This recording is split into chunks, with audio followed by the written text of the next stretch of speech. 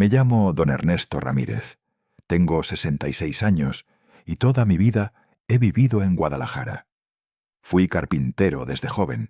Aprendí el oficio de mi padre. Y hasta hace unos años mis manos no conocieron otro trabajo que no fuera cortar, lijar y ensamblar madera. Pero todo cambió una noche de hace 8 años, cuando tenía 58, y mi hija Isabela, mi única hija, estaba terminando la universidad en la UNAM, en Ciudad de México. Recuerdo que estaba en el taller. El serrín todavía flotaba en el aire y el ruido de la sierra llenaba la tarde. Mi celular sonó con insistencia. Contesté y escuché la voz temblorosa de una compañera de clase de Isabela. «Señor Ramírez». Isabela se desmayó en el aula. «Ya está en el hospital». Sentí cómo el suelo se me movía bajo los pies. Solté la madera y las herramientas. Ni siquiera cerré bien el taller. Esa misma noche tomé el primer autobús hacia Ciudad de México. El trayecto fue interminable. Más de 6 horas sentado, mirando por la ventana los campos oscuros, sintiendo que cada minuto podía ser el último de mi hija. Al llegar al hospital, la vi tendida en una camilla, conectada a máquinas que pitaban sin cesar. Tenía la piel pálida, los labios resecos. Yo apenas podía respirar al verla así. En ese momento apareció la doctora Ana Lucía Herrera, con bata blanca y gesto serio. Me explicó que Isabela sufría una insuficiencia renal aguda. Ya había sido estabilizada, pero sin un trasplante, su vida corría un riesgo enorme. Me dijo que el tiempo jugaba en nuestra contra, que con suerte tendría unos meses. Yo no entendía bien los términos médicos. Solo repetía una y otra vez: «Dígame qué hacer». La doctora respondió: «Necesitamos un donante compatible». Me hicieron los análisis de inmediato. Pasé horas esperando en un pasillo frío, rodeado de otros pacientes, mientras en mi cabeza solo resonaba el pitido constante de las máquinas de mi hija. Finalmente, la doctora regresó con los resultados. Yo era 100% compatible. No lo dudé ni un segundo. Firmé los papeles de consentimiento casi sin leerlos. Me temblaba el pulso, pero no era por miedo a la cirugía, sino por la urgencia de salvar a mi hija. La operación duró más de 10 horas. Cuando desperté en la sala de recuperación, sentí un dolor profundo en el abdomen, tubos por todos lados y un cansancio que nunca antes había conocido. Quise preguntar por Isabela, pero la enfermera solo me pidió paciencia. Al día siguiente, pedí que me llevaran en silla de ruedas hasta la habitación de mi hija. Entré despacio, con la bata del hospital mal cerrada y los pies arrastrando las sandalias. La vi abrir los ojos lentamente, y cuando me reconoció, su primera reacción fue tomarme la mano y llorar. «Papá», apenas susurró. Ese momento justificó todo. Un periódico local publicó una nota breve: «Padre dona riñón y salva la vida de su hija en Guadalajara». Por unos días, los vecinos me felicitaron, pero pronto la noticia se olvidó. La vida siguió, aunque para mí nada volvió a ser igual. Con un solo riñón, mi cuerpo ya no me respondía como antes. Abandoné los muebles grandes, dejé de fabricar mesas y roperos. Mi respiración se agitaba al cargar peso. Empecé a dedicarme a trabajos pequeños: reparar bisagras, cambiar cerraduras, arreglar cajones. Ganaba mucho menos, pero con eso alcanzaba para comer y pagar las medicinas. Mi rutina giraba en torno a las consultas médicas y las pastillas. Había días en que apenas podía levantarme de la cama. Aún así, cada vez que veía a Isabela recuperarse, volver a caminar por el campus, reír con sus amigas, todo el sacrificio parecía leve. En unos meses, ella retomó sus estudios, como si nada hubiera pasado. La vi con uniforme de laboratorio, con carpetas en la mano, llena de sueños. Y yo, aunque más débil, sentía una fuerza distinta. La certeza de que había hecho lo correcto, aunque mi propia vida se hubiera vuelto cuesta arriba. Ese fue el momento que marcó el inicio de todo lo que vendría después. Nunca imaginé que el mismo gesto que me llenó de orgullo y me robó la salud, con el tiempo se convertiría en la raíz de un dolor aún más grande. Pero aquella noche en Guadalajara, frente a las máquinas y los médicos, solo había una verdad. Mi hija estaba viva gracias a mí. Y eso, en aquel entonces, era lo único que importaba. Después de que Isabela se graduó, consiguió un puesto en una empresa de marketing que trabajaba con una de las marcas de tequila más conocidas de todo México.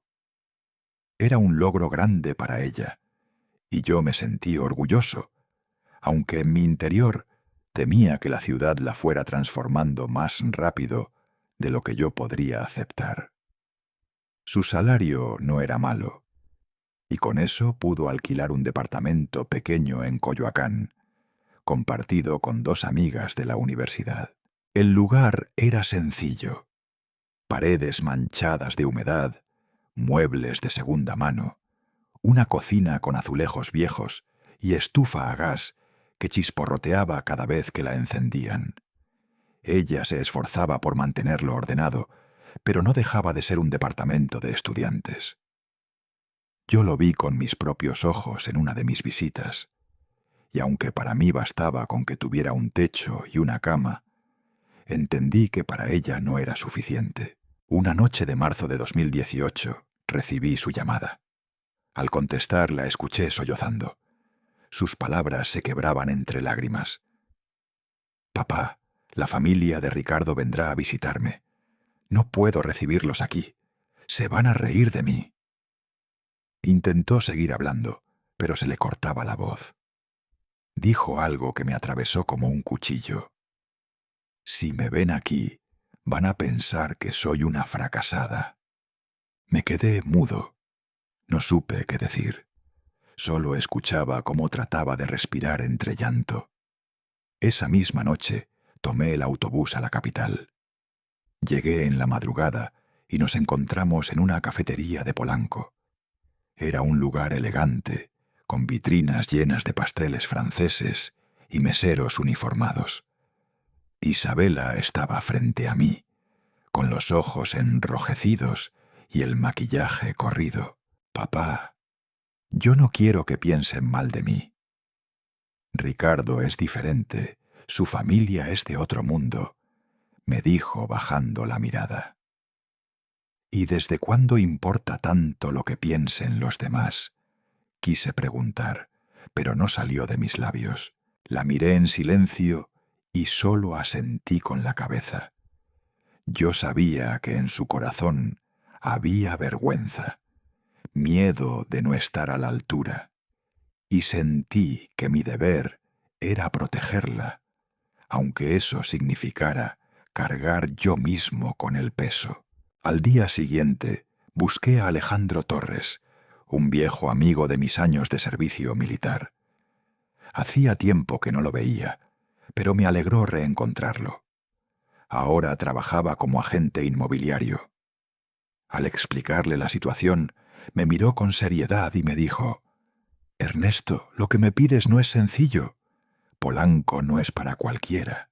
Aún así, aceptó mostrarme algunas opciones. Visitamos 3 casas. Las 2 primeras eran bonitas, pero nada fuera de lo común. La tercera, sin embargo, brillaba como si el destino la hubiera puesto frente a mí. 2 pisos, 4 recámaras, piso de madera recién pulida que reflejaba la luz como un espejo. una cocina amplia con encimeras de mármol blanco, y al fondo un pequeño jardín con un naranjo cargado de frutos. El aroma a azahar impregnaba el aire. Yo sabía que el precio estaba muy por encima de mis posibilidades. Casi 45 millones de pesos. Alejandro me miró preocupado. Ernesto, esto es una locura. Ni vendiendo tu alma alcanzarías para pagarla sin ahogarte en deudas. No vendo mi alma, Alejandro. Vendo lo único que me queda, el terreno en Jalisco. Él se quedó callado. Sabía que ese pedazo de tierra había sido herencia de mis padres, el único patrimonio seguro que tenía. Pero en ese momento, lo único que importaba era darle a Isabela lo que pedía, aunque nunca lo hubiera dicho con palabras claras. Hice las cuentas, hablé con el banco, hipotecamos el futuro. Vendí la tierra, firmé papeles que casi no entendía. Cuando llegó el momento de firmar el contrato de compra, Alejandro me miró a los ojos y preguntó: ¿Seguro que quieres esto? Este compromiso puede hundirte. Por mi hija, todo vale la pena. Y firmé. El día que se mudó, Isabela me abrazó llorando. Yo le susurré: es tu herencia adelantada. No le dije que aún estaba a mi nombre, porque pensé que algún día, cuando ella sentara cabeza, yo le entregaría los documentos. Pronto la casa se llenó de vida. Los fines de semana se convertía en escenario de reuniones, fiestas y cenas elegantes. Los vecinos de Polanco pasaban a saludar. Algunos me daban la mano creyendo que yo era el jardinero o el chofer. Nadie imaginaba que esa casa había sido pagada con el sacrificio de un viejo carpintero. Isabela se movía como pez en el agua en ese ambiente. Recibía a sus compañeros de trabajo, siempre vestidos a la moda, hablando de campañas publicitarias, de viajes a Nueva York y de vinos franceses. Yo, cuando iba, me sentaba en un rincón del jardín, cerca del naranjo. Escuchaba las conversaciones de lejos, sin entender mucho de lo que hablaban. Ricardo Morales se volvió un visitante frecuente. Llegaba con flores, botellas de vino, y se llevaba a Isabela a cenas exclusivas. Sus padres, la señora doña Camila y su esposo, empezaron a verla como parte de su círculo. Todos se impresionaban con la casa de Isabela, convencidos de que era fruto de su éxito. Yo iba poco, pero cuando me invitaban, trataba de estar presente. En esas ocasiones me sentía como un extraño. Hablaban de política, de inversiones, de viajes, y yo apenas podía comentar algo sobre la madera o las lluvias en Guadalajara. Sonreía, asentía y guardaba silencio. Un día, durante una de esas reuniones, escuché a una amiga de Isabela preguntarle: «Esta casa es maravillosa. ¿Tuviste que invertir mucho para comprarla?» Isabela sonrió con seguridad y respondió: «Sí, es mi inversión más importante». Sus palabras me atravesaron el pecho. Sentí que el aire me faltaba. Quise levantarme y decir la verdad, gritar que esa casa la había pagado yo con mi sangre, con el sudor de toda una vida y con el pedazo de tierra que había pertenecido a mi familia por generaciones. Pero no dije nada. Solo me levanté más temprano de lo esperado. Le di un beso en la frente y me marché con el corazón hecho piedra. Esa noche caminé por las calles iluminadas de Polanco, viendo las vitrinas llenas de ropa de diseñador, relojes suizos y zapatos italianos. Yo, con mi camisa gastada y mis zapatos viejos, me sentía como una sombra en un mundo que no me pertenecía.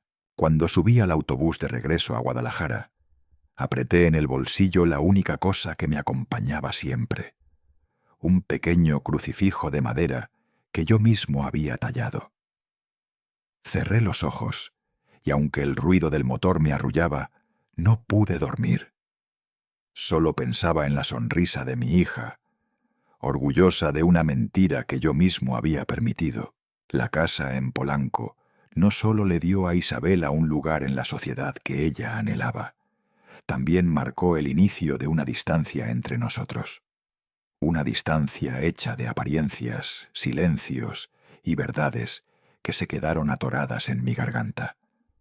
Y esa noche entendí que había dado demasiado, y que quizás algún día ella olvidaría cuánto le había costado a su padre poner ese techo sobre su cabeza. Después de que Isabela se instaló en la casa de Polanco, empecé a notar cómo poco a poco iba cambiando. No fue de un día para otro, pero sí con una rapidez que me dolió. Yo conocía a mi hija como aquella joven que estudiaba hasta tarde en el comedor, con libros subrayados y café barato al lado, y de pronto la veía paseando con bolsas de boutiques lujosas por la avenida Presidente Masaryk. Recuerdo la primera vez que me mostró un bolso nuevo. Lo levantó frente al espejo de la sala y me dijo con una sonrisa orgullosa: «Es de Louis Vuitton, papá. ¿Verdad que se ve increíble?». Yo no supe qué responder. Para mí, un bolso era un bolso. Servía para cargar cosas. Pero ella lo miraba como si se tratara de un trofeo. Los fines de semana yo solía visitarla. Siempre llevaba algo hecho con mis manos. Un banquito de madera, un portarretratos tallado, o un frasco de laca que había comprado en Tlaquepaque. Eran objetos sencillos, humildes, pero hechos con amor. La primera vez que se los llevé, Isabela apenas sonrió. Me dio las gracias de forma rápida y dejó el regalo a un lado, sin mirarlo de nuevo. Sentí un vacío en el pecho, como si todo lo que había sido mi vida, la madera, el oficio, mis manos, ya no significara nada para ella. La casa empezó a llenarse de gente que yo no conocía. Jóvenes bien vestidos, con relojes brillantes y zapatos importados. Muchos hablaban en inglés entre ellos, como si el español ya les quedara corto. Repetían palabras que yo no entendía: branding, networking, target, engagement. Yo me quedaba sentado en el jardín, junto al naranjo, escuchando sin ser parte. Nadie me dirigía la palabra. Solo una muchacha que servía las copas me regaló una sonrisa tímida y un «buenas noches, señor». Fue el único gesto de humanidad en toda la velada. En una de esas reuniones, Ricardo Morales apareció luciendo un traje azul marino impecable, con el cabello engominado y una seguridad que me incomodaba. Se acercó, me saludó con un apretón de manos breve y enseguida puso el brazo sobre los hombros de Isabela, como si ya fuera su dueño. Yo observé cómo se movían entre los invitados, riendo y posando para fotos, y me pregunté si acaso mi hija estaba encontrando en él lo que ya no encontraba en mí. Cuando la fiesta terminó, fui a la cocina a ayudar con los trastes. Tomé unas copas y las enjuagué en silencio. La empleada doméstica se acercó, sorprendida. «Señor, no hace falta. Déjelo, yo me encargo». Yo solo sonreí y respondí: «Toda mi vida he lavado lo que ensucio. No voy a cambiar ahora». Me quedé un rato más, limpiando vasos que ni siquiera había usado, porque era la única forma de sentir que todavía pertenecía a esa casa. Esa misma noche regresé a Guadalajara. Al llegar a mi cuarto de renta, cansado y con el cuerpo adolorido, descubrí en el bolsillo de mi chaqueta una tarjeta de invitación que alguien había dejado sobre la mesa del salón durante la fiesta. Era para una exposición de arte en el Museo Jumex. El nombre de Isabela estaba junto al de Ricardo, en letras doradas, como si fueran una pareja consolidada. El mío, por supuesto, no aparecía.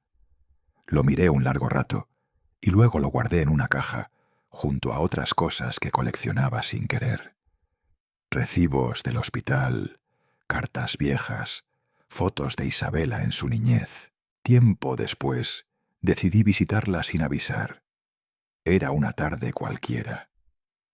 Toqué el timbre y ella abrió la puerta con gesto sorprendido.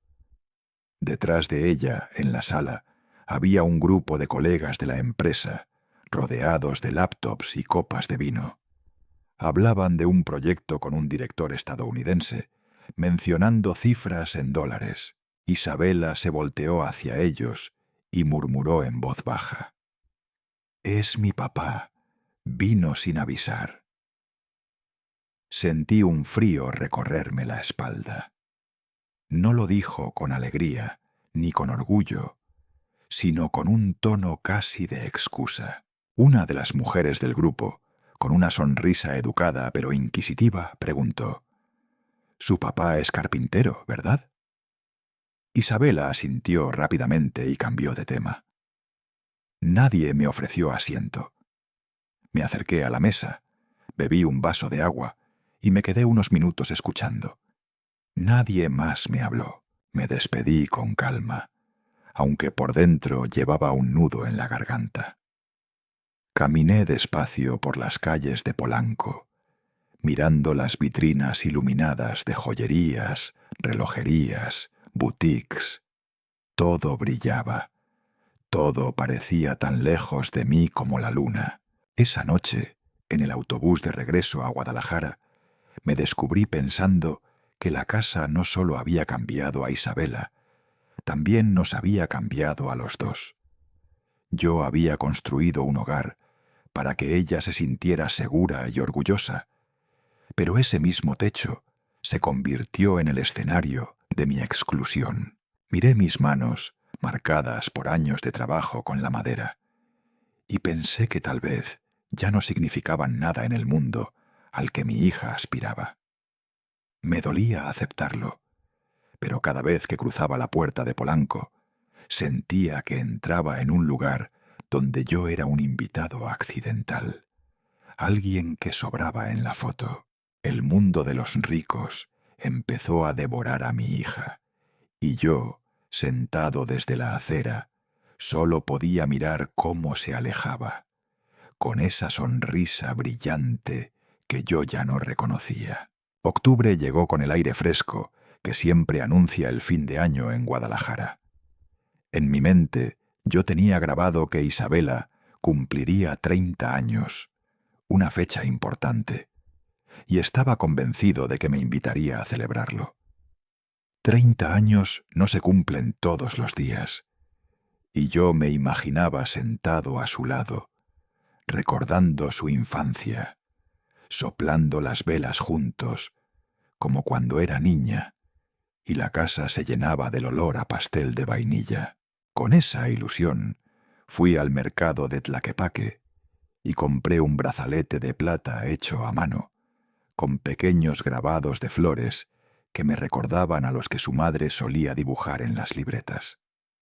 Lo guardé en una cajita forrada con tela azul, seguro de que a Isabela le gustaría. Volví a mi cuarto con el corazón ligero, casi emocionado como un niño que esconde un regalo bajo la cama, esperando el momento justo. Pero la invitación nunca llegó. Los días pasaron y mi teléfono permaneció en silencio. No hubo llamada, ni mensaje, ni correo. Una noche encendí la computadora en el café internet del barrio y vi las fotos que alguien había compartido en redes sociales. Isabela en un vestido rojo brillante, rodeada de amigos, con Ricardo entregándole un ramo de rosas frente a un jardín iluminado con cientos de velas. Todos aplaudían, las copas de vino en alto. Yo, en cambio, estaba solo en mi cuarto de Guadalajara, con el brazalete aún dentro de su caja sobre la mesa. Sentí una punzada en el pecho, un vacío que no se llenaba con nada. Quise engañarme pensando que quizás se había olvidado, que entre tantos preparativos se le pasó invitarme. Pero en el fondo sabía que no era así. Era una decisión, y yo estaba quedando fuera de su vida poco a poco. Llegó noviembre y con él el Día de Muertos. Para mí siempre fue una fecha sagrada. Puse un altar sencillo en la sala, una foto de la madre de Isabela, flores de cempasúchil, unas veladoras y pan de muerto. Llamé a mi hija para invitarla a acompañarme a Jalisco, a visitar la tumba de su madre. Ella contestó rápido como con prisa: «Papá, tengo mucho trabajo, mejor otro día». Colgué con el nudo en la garganta. Horas después, al pasar por la misma cafetería donde revisaba las redes, vi nuevas fotos. Isabela disfrazada, con colegas de su oficina en una fiesta elegante. Llevaba un antifaz dorado y un vestido negro. Se reía con la copa en la mano, rodeada de gente que apenas conocía. En ese instante entendí que el altar, las flores y las memorias de nuestra familia no competían contra las luces y la música de ese mundo que ahora la rodeaba. Hacia finales de noviembre, me llamó para hablarme de la cena de Acción de Gracias con la familia Morales. Su tono era amable, pero distante. «Papá, será una cena muy elegante. Vendrán políticos, empresarios. Mejor quédate en casa, no te canses». No discutí. Colgué y salí a la calle.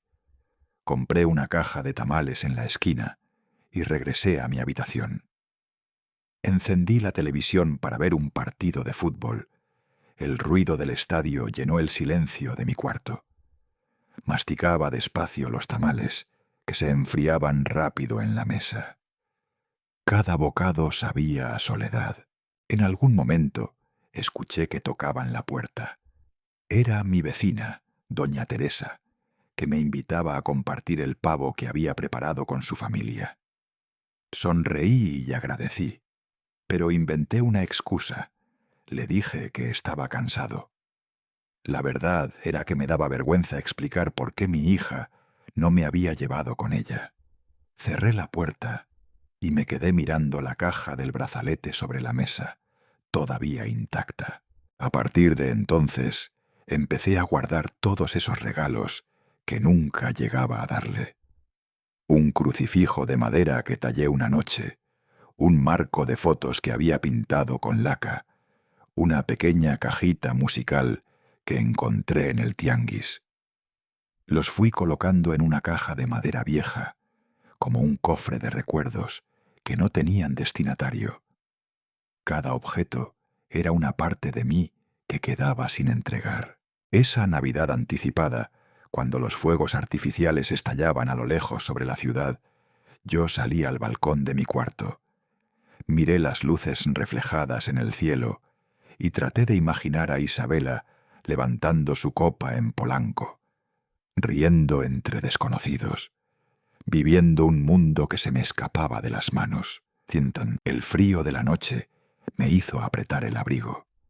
Suspiré, convencido de que las fiestas, que antes eran nuestro vínculo más fuerte, se estaban desvaneciendo una a una. Y yo me quedaba con los silencios, con los regalos sin dueño y con la esperanza, cada vez más débil, de que algún día ella volvería a necesitarme en su mesa.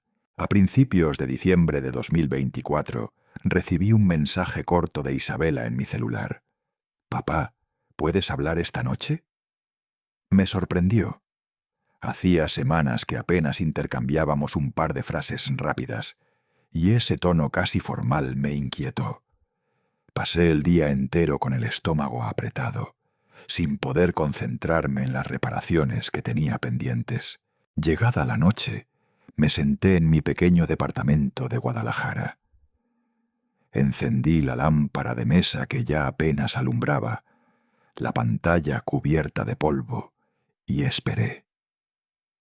El teléfono sonó con ese timbre metálico que me recordaba a épocas pasadas. Contesté de inmediato. La voz de mi hija salió por el altavoz, rápida, atropellada. Se escuchaban risas de fondo, música estridente, copas chocando. Seguramente estaba en alguna fiesta de la empresa. Hablaba como si tuviera prisa, como si la llamada fuera una obligación más en su agenda. Papá, quería avisarte que este año organizaremos la fiesta de Navidad en la casa de Polanco. Ricardo y yo estamos a cargo. Vendrán políticos, empresarios tequileros, gente de los medios. Será un evento grande. Yo no dije nada al principio. Sentí que el corazón se me aceleraba, que la sangre me golpeaba en las sienes. Ella continuó, después de una breve pausa, bajando apenas la voz. Papá, tu estilo no encaja con el ambiente elegante. Me quedé helado. Era como si me hubieran cerrado la puerta en la cara. Tragué saliva y pregunté con voz temblorosa: ¿y una Navidad sin un padre? ¿Qué sentido tiene? Hubo un silencio incómodo. Isabela carraspeó y balbuceó: podemos vernos la semana siguiente, cuando todo esté más tranquilo. Será mejor así. No respondí más. Solo dije un bueno seco y colgué. En la mesa de mi cuarto, a medio terminar, estaba un crucifijo pequeño de madera que yo había tallado con paciencia, pensando regalárselo en Nochebuena. Lo miré largo rato. El olor a madera recién lijada se mezclaba con un amargor en mi boca. Al día siguiente, intentando distraerme, salí al mercado navideño del centro de Guadalajara. Las calles estaban llenas de faroles de papel, vendedores ofreciendo ponche caliente, niños corriendo con bengalas. La música de villancicos sonaba por los altavoces. Compré un pequeño bolsito con cañas de azúcar, pensando en guardarlas por si Isabela pasaba a visitarme, aunque en el fondo sabía que no lo haría. Recorrí los puestos con la sensación de estar flotando, como si caminara entre un mundo al que ya no pertenecía. Vi familias comprando adornos, parejas eligiendo nacimientos, abuelos cargando a sus nietos sobre los hombros.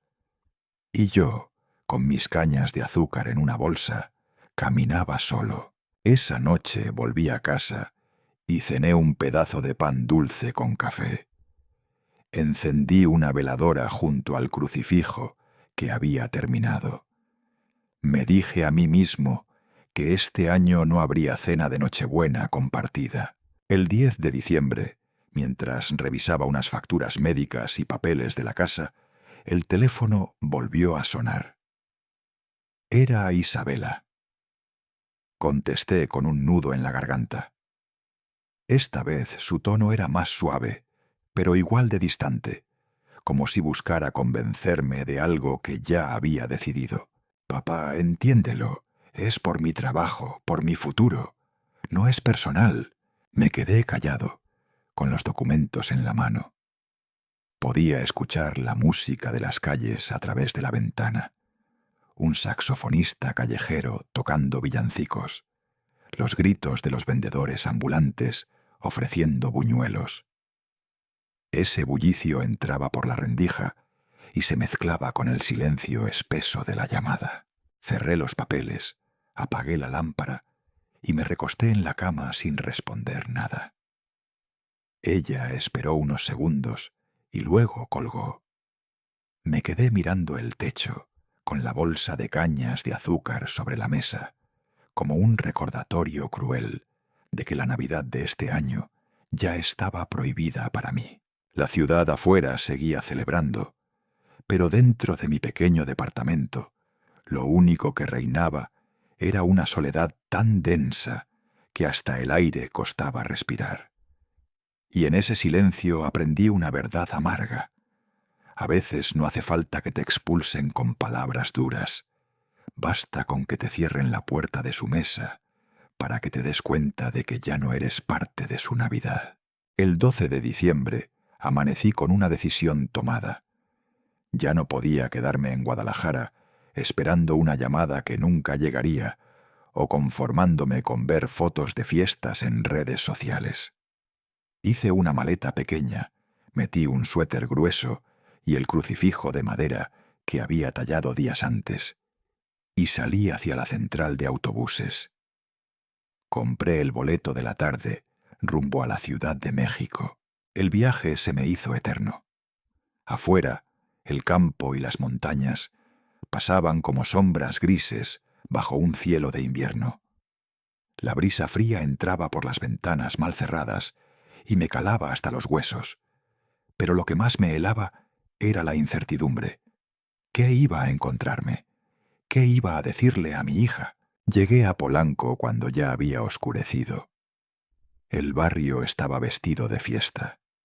Las calles estaban adornadas con luces navideñas que colgaban de los árboles.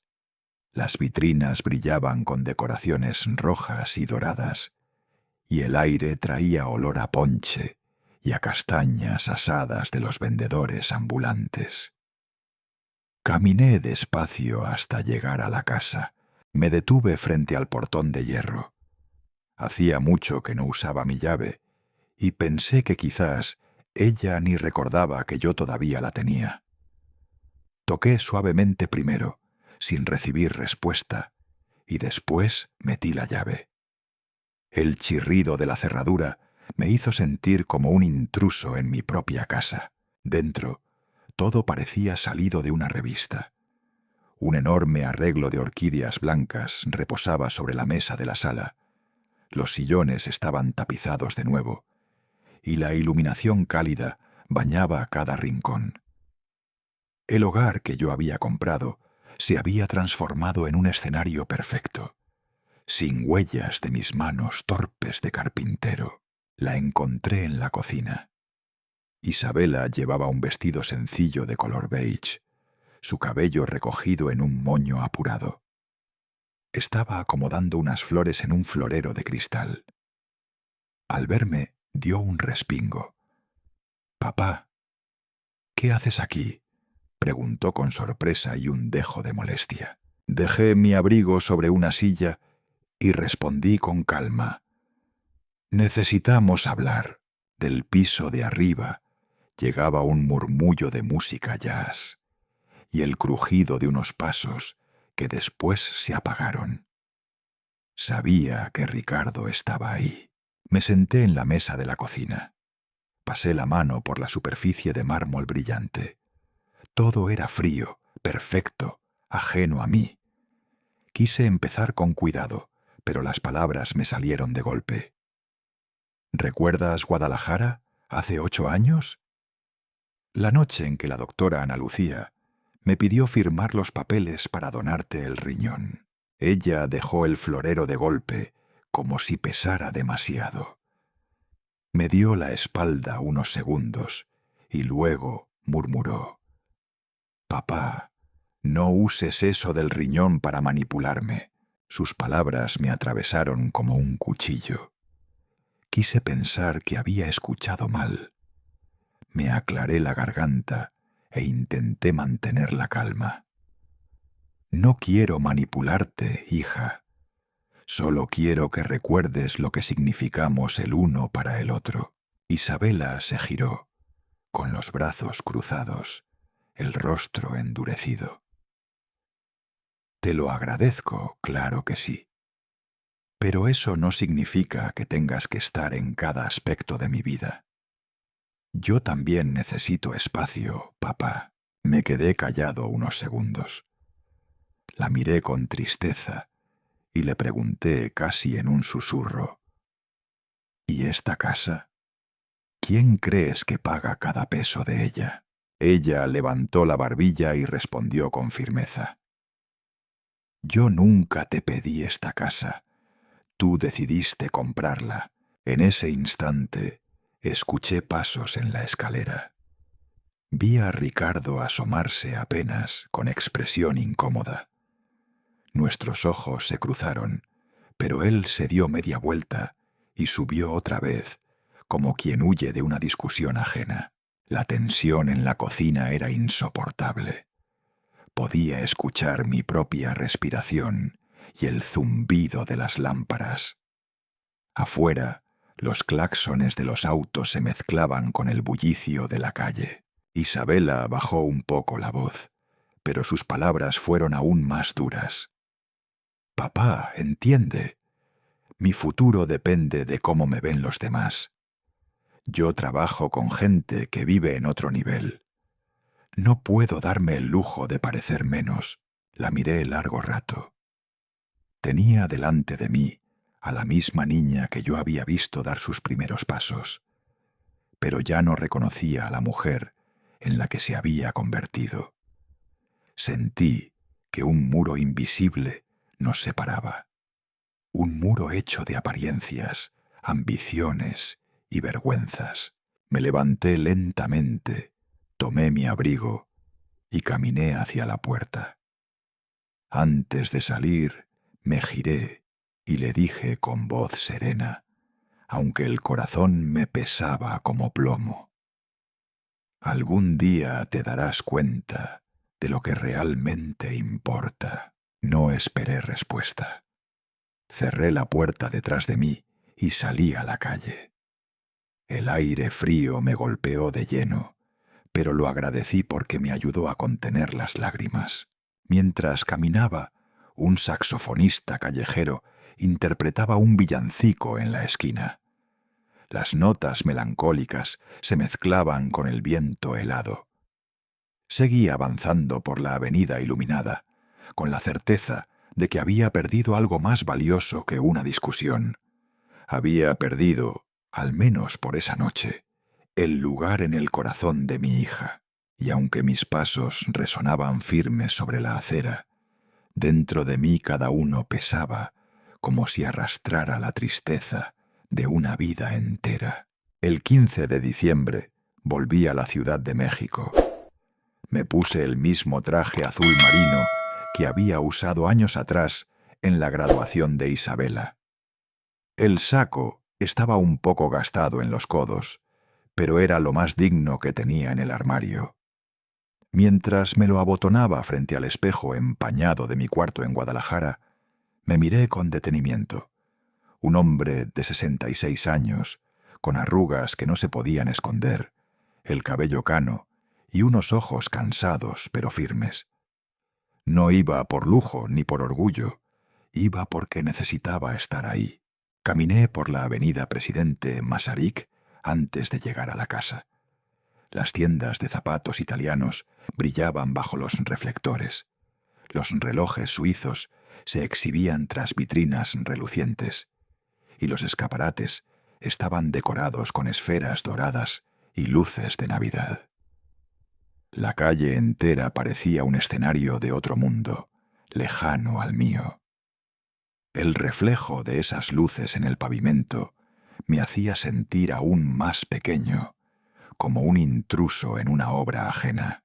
Al acercarme a la casa de Polanco, me encontré con una fila de autos de lujo estacionados frente a la entrada.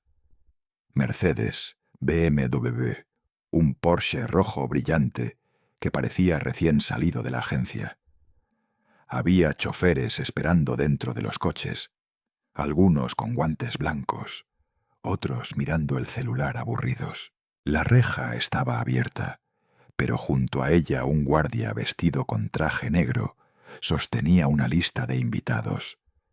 Me acerqué con calma, a pesar de que mis manos sudaban. «Mi nombre es Ernesto Ramírez». El hombre revisó la lista y frunció el ceño.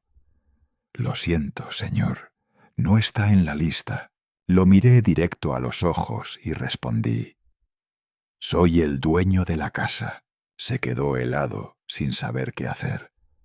Aproveché su desconcierto y avancé sin pedir permiso. Nadie me detuvo. Al entrar, quedé deslumbrado. La casa había cambiado por completo. Un enorme candelabro de cristal colgaba del techo, derramando destellos sobre el salón. En una esquina, Un cuarteto de jazz tocaba en vivo, los instrumentos brillando bajo la luz cálida.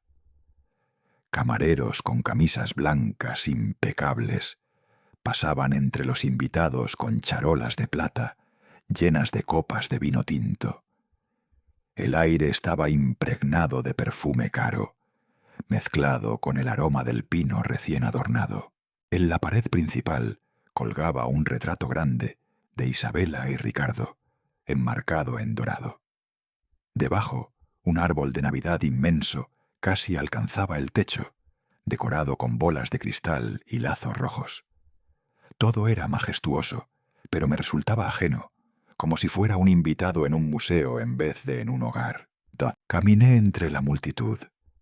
Sentía miradas curiosas sobre mí, rostros que parecían preguntarse quién era ese hombre mayor, con traje viejo y zapatos gastados, que caminaba con paso firme pero extraño en medio del lujo. Nadie se acercó. De pronto la vi. Isabela estaba al otro lado del salón, con un vestido rojo largo que resaltaba bajo las luces. Llevaba el cabello recogido en un moño elegante y sostenía una copa de champaña.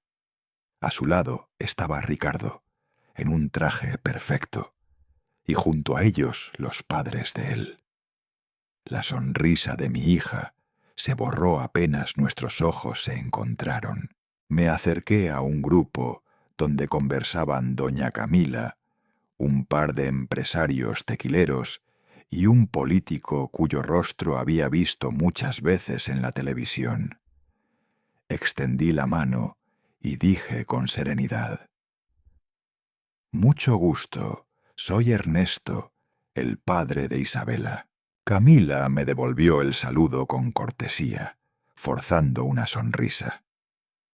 «Ah, por fin lo conocemos. Isabela siempre habla de usted». Miré a mi hija.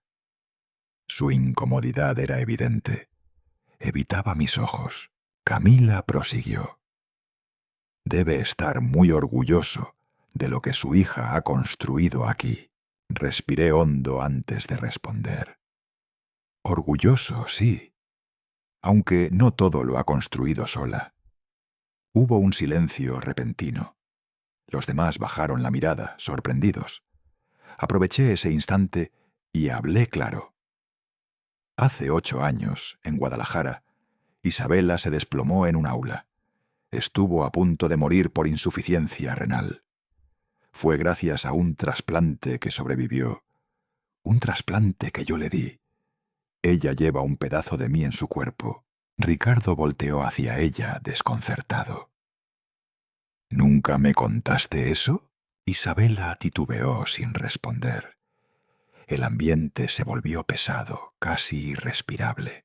Me giré hacia todos. Y esta casa, donde hoy celebran, no es fruto de casualidad ni de milagros. La compré yo en 2018, con mis ahorros de toda una vida y un préstamo que aún cargo en la espalda. La cara de Isabela se puso blanca. Se adelantó para interrumpirme. «Papá, por favor, no ahora». Pero yo no bajé la voz. La miré directo y le dije: «La verdad siempre es el momento adecuado». Vi cómo le temblaban las manos, cómo buscaba sostener la copa para no mostrar su nerviosismo. Y entonces, con un gesto de rabia contenida, me lanzó una frase que me cortó el alma. Ojalá ese riñón hubiera venido de alguien que sí importa.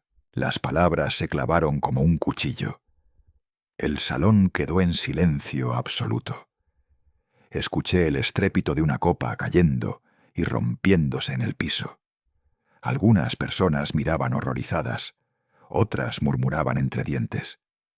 Sentí un nudo en la garganta, pero no grité. No me rebajé al escándalo. Solo sonreí con frialdad, como quien ya ha perdido demasiado. Metí la mano en el bolsillo y saqué mi teléfono. No dije más. En ese momento entendí que ya nada volvería a ser igual. El hombre que había dado su sangre, su tierra y sus sueños por su hija, estaba frente a una multitud que lo veía como un extraño, y frente a una hija que acababa de negar la raíz misma de su vida. Con el teléfono en la mano y la sala entera en silencio, supe que el siguiente paso ya no sería con palabras, sino con hechos, y que esa noche de Navidad en Polanco quedaría marcada para siempre, no por las luces ni la música, sino por la herida más profunda que un padre puede recibir de su propia hija. El salón entero había quedado helado después de las palabras de Isabela. Yo sostenía el teléfono en la mano, sintiendo el peso de cada mirada sobre mí. Nadie hablaba, nadie se movía. Se podía escuchar con claridad el roce de las copas, la respiración contenida de los invitados y el sonido lejano del cuarteto de jazz que, sin darse cuenta, seguía tocando un tema melancólico. Marqué un número que conocía de memoria. Al tercer tono, una voz grave respondió. «Bueno», tragué saliva, miré de reojo a mi hija y dije con voz firme: «Alejandro, ¿recuerdas lo que hablamos? Hazlo, esta noche». Del otro lado hubo un silencio breve y después la confirmación. «Entendido, Ernesto. En 2 semanas estará hecho». Colgué despacio. Algunos invitados cuchicheaban, otros me miraban sin comprender. Isabela, con el rostro pálido, se acercó un paso y susurró desesperada: «Papá, ¿qué haces?». Levanté la vista y con voz clara que resonó en el salón declaré: «Esta casa nunca fue de Isabela, siempre estuvo a mi nombre, y ahora se va a vender». El murmullo se volvió un oleaje. Una señora se llevó la mano al pecho, un empresario meneó la cabeza incrédulo, y más de uno soltó un comentario entre dientes. «¿De verdad no es de ella? ¡Qué vergüenza!». Ricardo volteó hacia mi hija con furia contenida. «¿Me dijiste que era tu inversión?». Isabela tartamudeó, incapaz de articular una frase coherente. Sus labios temblaban y la copa de champaña que aún sostenía se inclinó peligrosamente, derramando unas gotas sobre la alfombra. Doña Camila, siempre tan dueña de sí misma, dejó la copa en una mesa cercana y suspiró, como si de pronto se confirmaran todas sus sospechas. Yo avancé despacio hacia la puerta. Sentía el crujido de mis zapatos viejos sobre el piso encerado, y con cada paso escuchaba las frases que rebotaban detrás de mí. «Engañó a todos. Nunca fue de ella». «¿Qué teatro?». Isabela corrió detrás de mí y me tomó del saco con fuerza. Sus ojos estaban enrojecidos, su voz quebrada. «Papá, no puedes hacerme esto». Me giré, la miré de frente y con serenidad respondí: «No te lo hago a ti, hija, me lo hago a mí mismo». Ella soltó mi manga como si quemara. Yo respiré profundo, abrí la puerta y salí a la calle. La noche en la Ciudad de México estaba viva. Las avenidas adornadas con luces navideñas parecían un río de colores. Los árboles en las aceras tenían guirnaldas que brillaban como estrellas, y a lo lejos sonaban las campanas de una iglesia anunciando la misa. El aire era frío, pero en mi pecho se encendía una calma extraña. Caminé despacio por la acera, mezclándome con los transeúntes que reían, cargaban bolsas de regalos y se felicitaban con abrazos. Nadie sabía quién era yo, ni qué acababa de pasar. En medio de la multitud me sentí libre por primera vez en muchos años. El celular vibró en mi bolsillo. Era un mensaje de Alejandro. En 2 semanas la casa estará vendida. Ya contacté al comprador. Me detuve bajo un arco de luces doradas y leí esas palabras varias veces. Un peso enorme se levantó de mis hombros. La decisión estaba tomada, el futuro sellado. Seguí caminando. En una esquina, un vendedor ofrecía buñuelos recién fritos. El olor dulce me devolvió, por un instante, recuerdos de cuando Isabela era niña y corría en las ferias pidiéndome uno con azúcar. Sentí un nudo en la garganta, pero no lloré. Compré un buñuelo y me senté en una banca de la plaza cercana. Alrededor, familias enteras disfrutaban de la temporada. Los niños corrían con gorros de Santa Claus y un grupo de mariachis improvisaba villancicos. Yo mordí el buñuelo caliente, dejando que el azúcar se derritiera en mi boca. Era un sabor simple, pero real. En ese momento comprendí que había recuperado algo más valioso que cualquier casa: la dignidad. Podría no tener riquezas ni trajes elegantes, pero lo que sí tenía era la certeza de haber hecho lo correcto para mí, aunque a mi hija le doliera. Me levanté, ajusté el saco azul marino y caminé hacia el hotel modesto donde pasaría la noche. Mientras avanzaba, la ciudad celebraba su Navidad, y yo, en silencio, celebraba mi propia liberación. Después de aquella noche en Polanco, yo regresé a Guadalajara con un vacío extraño. No había celebrado nada, pero sentía una calma dura, como si hubiera terminado una batalla interior que llevaba años peleando. No imaginaba que, en cuestión de horas, el mundo de Isabela empezaría a derrumbarse como un castillo de arena. La mañana siguiente, los titulares ya estaban en la calle. Un periódico sensacionalista mostraba en portada una foto borrosa de Isabela en el salón, con la cara desencajada. El titular decía: «Hija de Polanco, vive en casa que no es suya». Compré un ejemplar en un puesto de revistas. Mis manos temblaban al pasar las páginas. El artículo describía con lujo de detalles el escándalo, la revelación en plena fiesta, las palabras que yo había pronunciado, los murmullos de los invitados. El tono era cruel, casi burlón. No tardó en llegar la avalancha en las redes sociales. Fotos y videos tomados por los asistentes circulaban sin control.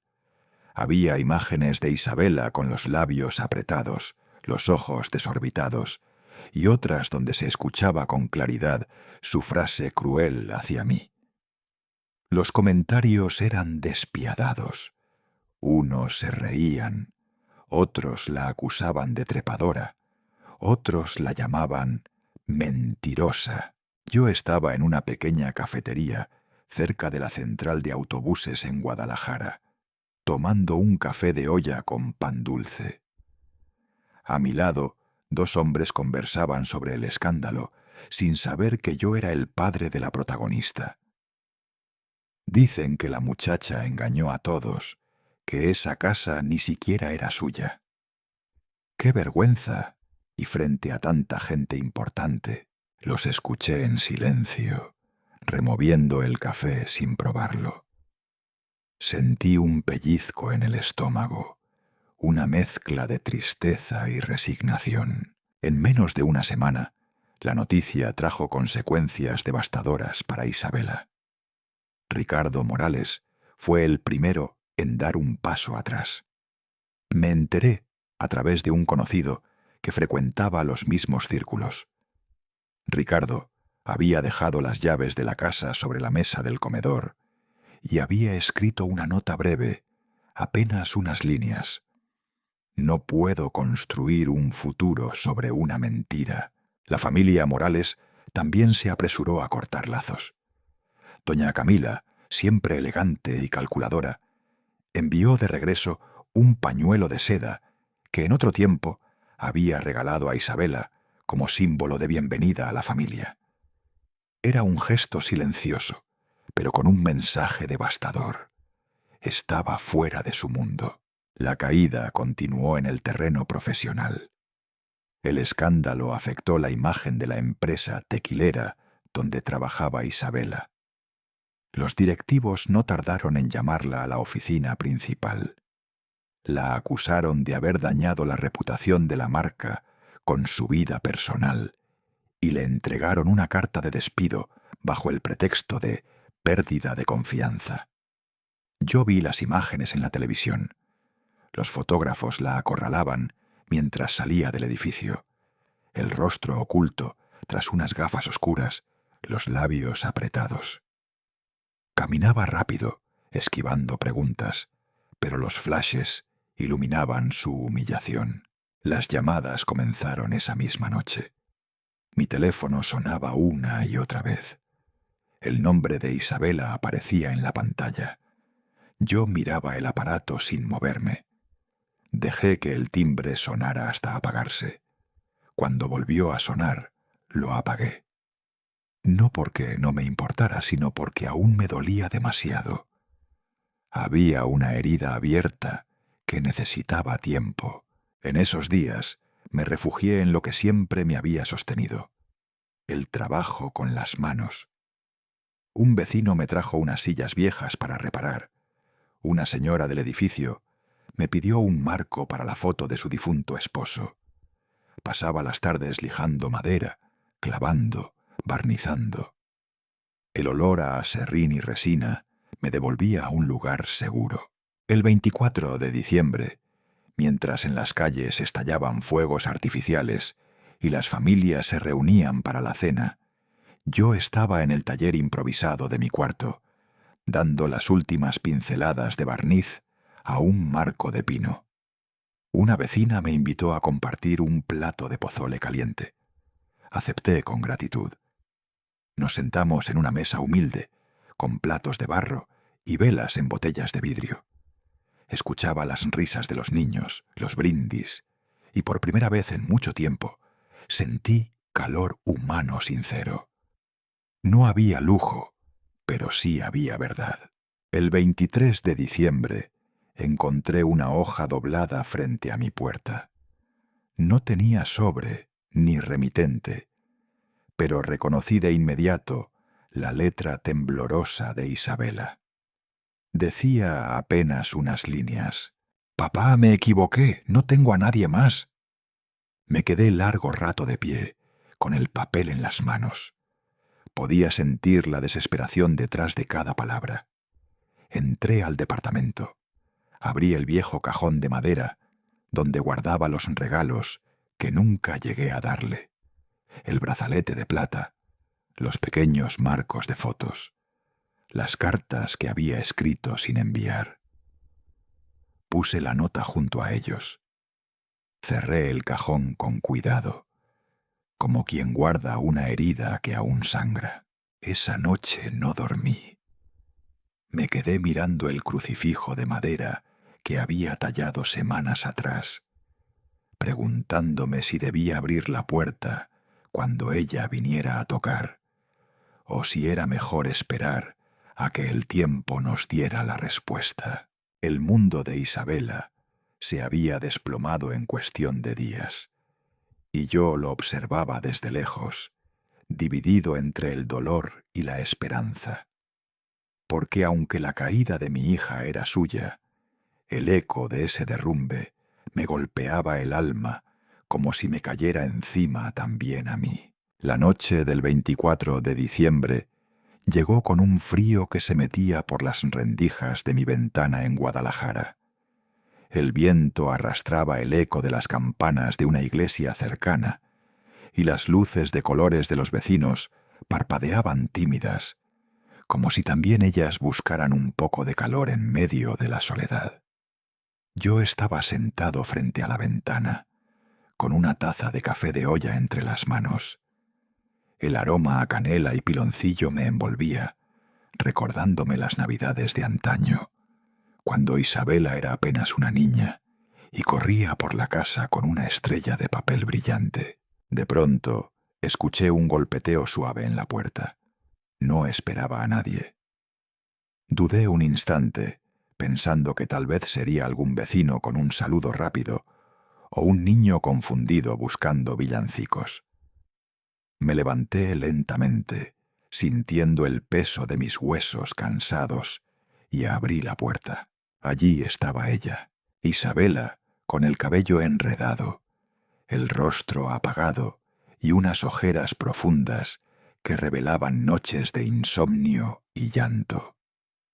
Vestía un abrigo ligero, insuficiente para la noche fría, y en su mano sostenía un bolso pequeño, como quien carga lo único que le queda. «Papá», susurró con la voz rota. No hizo falta más. La invité a entrar sin una palabra. Mi departamento era humilde, un árbol de plástico diminuto en la esquina, con luces parpadeantes que apenas lograban iluminar la sala, y un mantel viejo sobre la mesa. Ella se sentó en la silla de madera que yo mismo había fabricado años atrás, y al hacerlo, se derrumbó. Sus lágrimas comenzaron a rodar sin freno. «Perdóname, fui una ingrata», me dijo con la voz quebrada. Yo no respondí de inmediato. Fui a la cocina, serví un ponche caliente y lo puse frente a ella. El vapor subió, acariciando su rostro cansado. La vi sostener la taza con manos temblorosas, y por un momento volvió a ser mi hija pequeña que buscaba calor en mis brazos. El silencio nos envolvió, roto apenas por los estallidos lejanos de los cohetes. Pasaron varios minutos hasta que me animé a hablar. «La casa ya está vendida». Isabela levantó la vista y sus ojos se llenaron de un llanto aún más doloroso. «¿Cómo voy a empezar de nuevo sin nada?», preguntó con un sollozo que me desgarró el alma. Me incliné hacia ella, sosteniendo su mirada. «No la vendí para castigarte. La vendí para salvarte de la vida falsa que te estaba destruyendo». Sus labios temblaron, y en sus ojos apareció una mezcla de rabia y alivio, de pérdida y esperanza. Era como si, al escuchar esas palabras, comprendiera de golpe todo lo que se había negado a ver. Afuera, los fuegos artificiales iluminaban el cielo de la Nochebuena. Los reflejos entraban por la ventana y se dibujaban en el cristal, temblorosos, como si el mundo entero respirara con nosotros. Me levanté, fui hasta el armario donde guardaba el viejo cajón de madera y lo traje conmigo. Lo abrí frente a ella.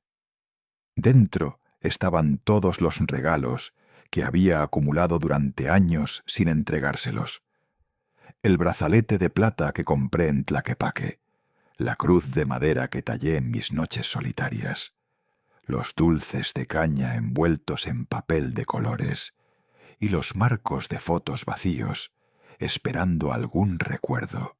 Isabela tocó cada objeto con cuidado, como si fueran reliquias. Sus dedos se detuvieron en el brazalete y lo llevó al pecho con un sollozo.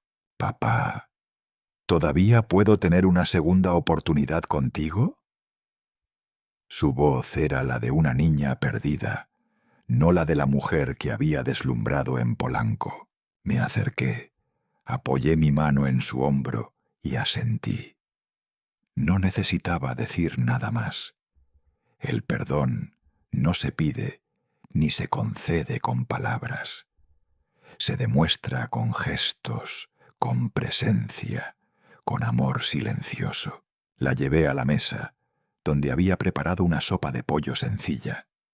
Nos sentamos frente a frente, y mientras ella sorbía despacio el caldo, la miré fijamente, como si quisiera memorizar ese instante para siempre.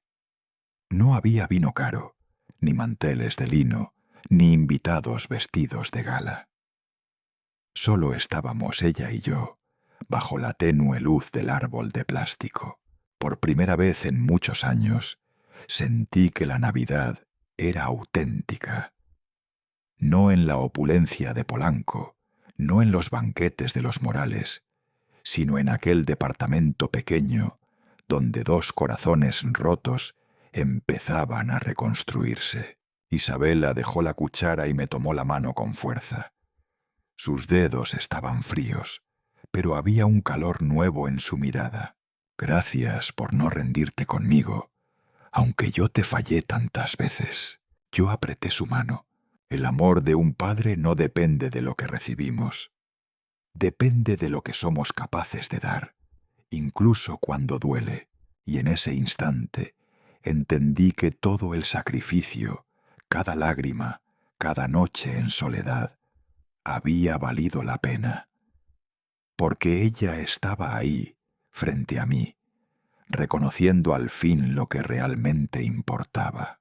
Esa Nochebuena no hubo regalos costosos ni fotografías para presumir.